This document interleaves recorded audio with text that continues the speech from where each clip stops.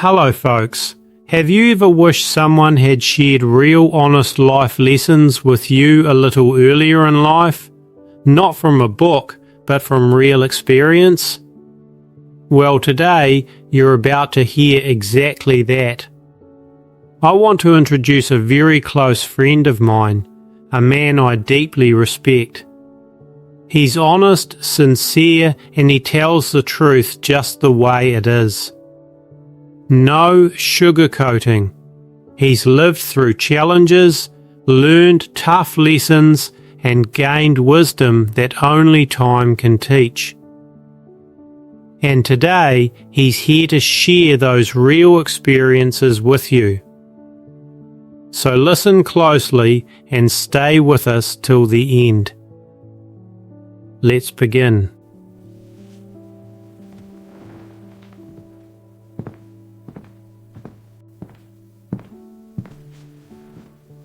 I'm 74 years old now, and when you get to this age, you start looking at life a little differently, not because you plan to, but because time has a way of forcing perspective on you.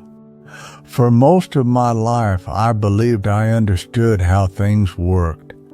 Work hard, stay responsible, build security, enjoy life later. That's how I was raised, just outside Columbus, Ohio. My father worked the same factory job for over 3 decades, never complained, never slowed down. He used to say, "Take care of your future first, the rest can wait." So I did exactly that. I built a career in corporate finance, long hours, late nights, early flights. I climbed the ladder step by step. By 51, I had the house, the title, the income. From the outside, I looked like a man who had it figured out.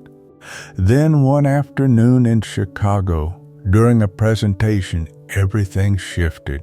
My chest tightened. The room started spinning. I remember reaching for the table, and then I woke up staring at a hospital ceiling.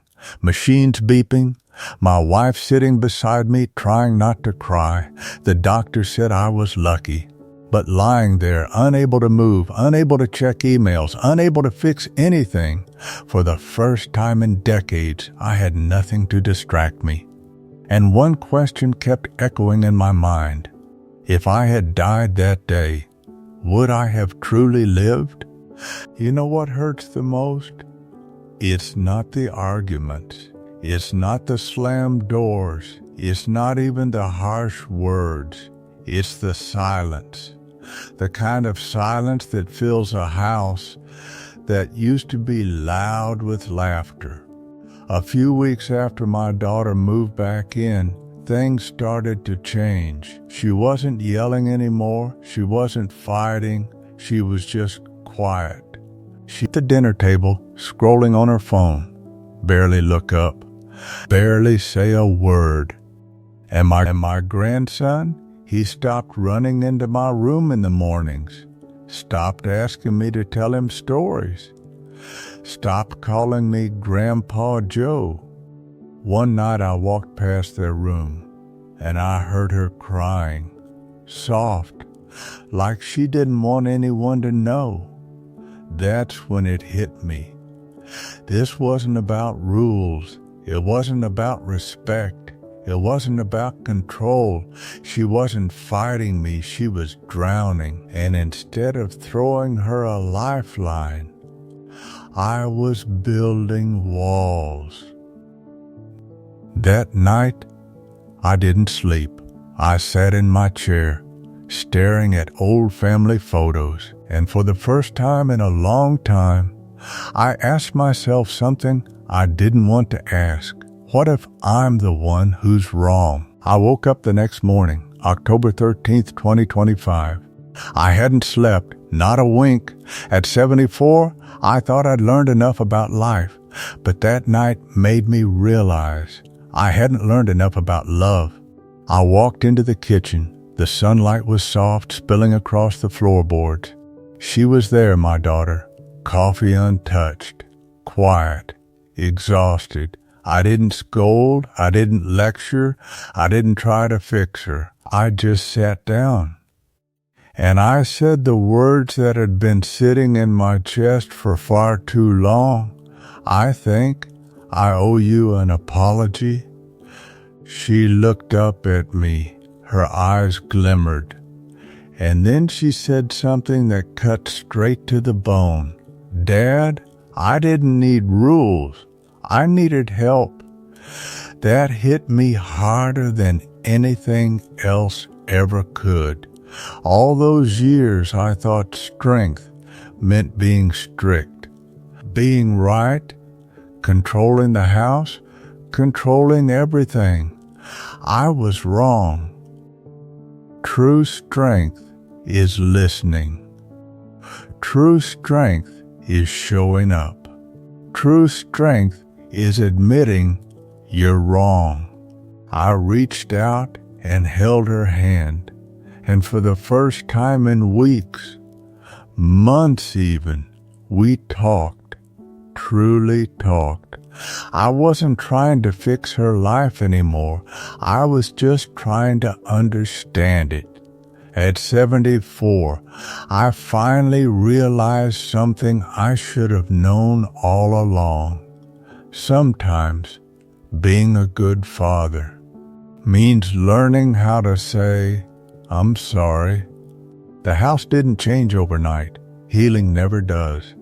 But something shifted after that morning. The air felt lighter, not because our problems disappeared, but because we stopped pretending they didn't exist. That evening, my grandson knocked on my door again, softly, like he wasn't sure if he was still welcome.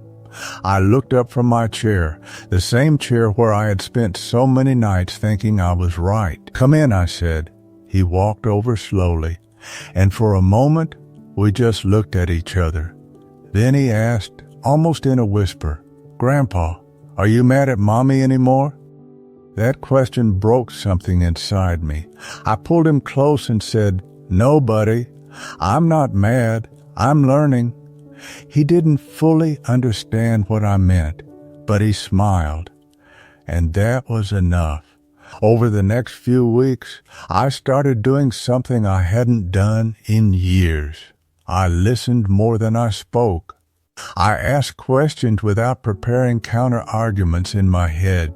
I stopped trying to win conversations, and I started trying to win trust. My daughter began opening up about things I had never seen.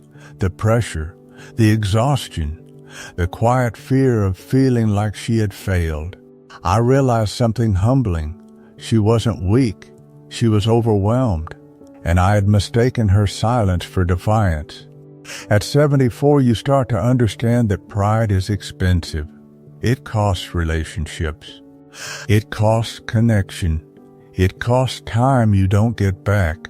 And time, at my age, is no longer something I assume I have plenty of. One evening we sat at the dinner table. No phones, no tension, just conversation. Real laughter. The kind that fills a room and settles into the walls. The kind that makes a house feel like a home again. I looked around and thought, if I had died that day in Chicago, this is what I would have missed. Not the meetings, not the promotions, not the titles. This, the small, ordinary, sacred moments. At 74, I finally understand something my father never said out loud. Security matters. Responsibility matters. But love cannot wait. And if there's one thing I know now, it's that strength isn't about control. It's about compassion. It's about humility. It's about having the courage to grow, even when you thought you were already grown. And maybe, just maybe, it's never too late to become the father your family actually needs. There's something about getting older that changes the way you count. At 74, I don't count promotions anymore.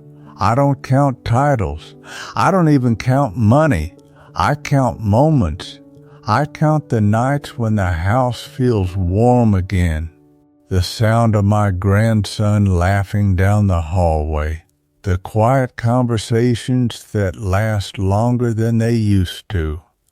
I used to believe legacy meant leaving something behind. A paid-off house, a stable bank account, proof that I worked hard. But I understand now. Legacy isn't what you leave behind. It's what you leave inside the people who stay. It's the safety they feel around you, the patience they remember, the love they never have to question. A few nights ago, my daughter hugged me before bed. Not because she had to, not out of habit, but because she wanted to. And as she stepped back, she said, "Thank you for trying, Dad, trying." At my age, that word means more than success ever did. Because growth doesn't retire, humility doesn't expire, and love doesn't have a deadline. I still don't have everything figured out. I still catch myself wanting to fix instead of listen. But now I pause. I remember that hospital ceiling in Chicago. I remember the silence that once filled this house. And I remind myself, time isn't guaranteed, connection isn't automatic, and pride is far too expensive. If you still have someone in your life who matters, don't wait. Don't wait for a wake-up call. Don't wait for regret to teach you what love is trying to show you now. Call them, sit with them, listen. Because one day you'll realize the ordinary moments you almost ignored were the ones that mattered most. At 74, I don't want to be remembered as a successful man. I want to be remembered as a present one. And if there's one thing I've learned this late in life, it's that sometimes "I'm sorry" is the strongest sentence a father can say.